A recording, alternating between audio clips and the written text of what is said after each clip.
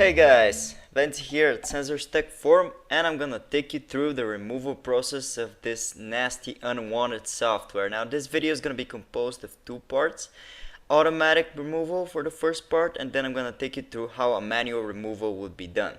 So before we begin this video, I'd like to say that you should never trust sites that have no real people behind them or video guides, and you should always make sure to back up your files before doing any removal by yourself, and always use trustworthy sources. Make sure that these are real people behind these videos, because many people do this for money and they may scam you.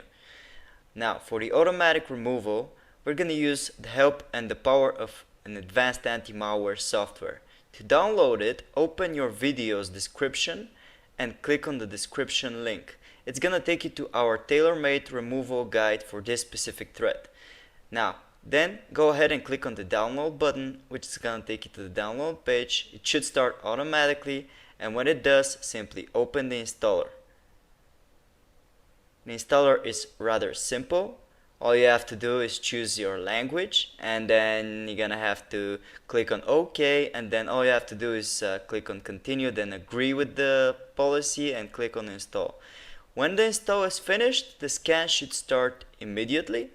All you have to do is click on finish and wait for the scan to complete. It's gonna detect any cookies, malware, adware, objects that are tracking you, and so on and so forth. When the scan is done, it's gonna show you the detected items. All you have to do is mark them with your mouse and remove it.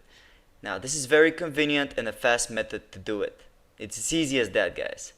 Okay, so let's get on with the manual removal process. Now for manual removal, first I'm gonna show you how you can uninstall this thread in case it's installed on your computer as a program. You're gonna have to type appwiz.cpl in your run window, and you can open it by typing Windows button plus the key R.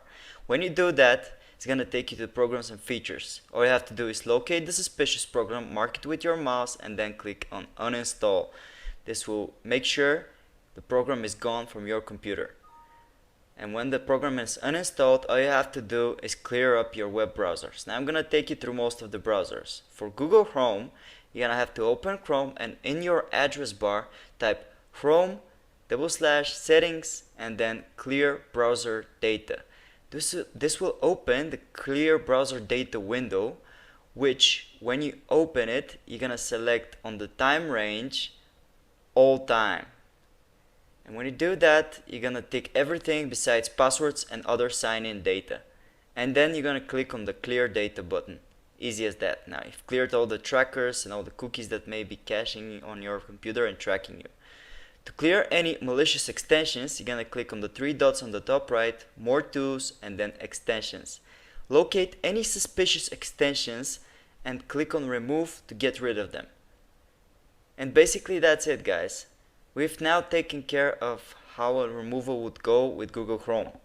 Now let's go through Mozilla Firefox. For Firefox, you're gonna have to open the browser, and on the address bar you're going to type about /support. This will open the support page. In it, you will find a button that is called Refresh Firefox. You're gonna click on that button to refresh all of the Firefox settings by default. It's gonna take you to a fast process which clears cookies, browsing history, and so on and so forth. Click on finish to finish it, and as you can see here, it says success.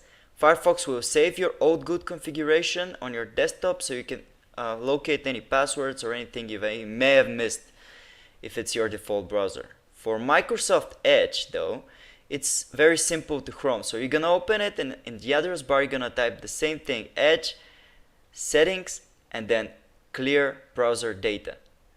This is also gonna take you to a very similar to Chrome window, because Edge is based on Chrome. You're gonna select all time, you're gonna tick everything besides passwords, and then you're gonna clear now.